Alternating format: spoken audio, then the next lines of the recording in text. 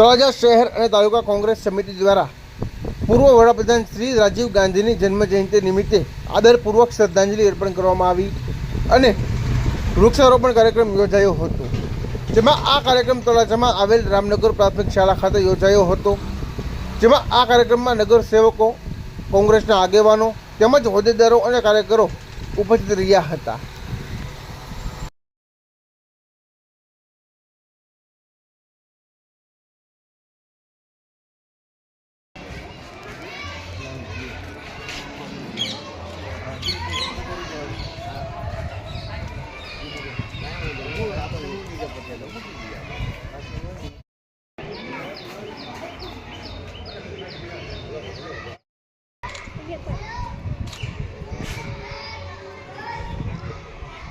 Rajiv Gandhi अमरो, Rajiv Gandhi अमरो।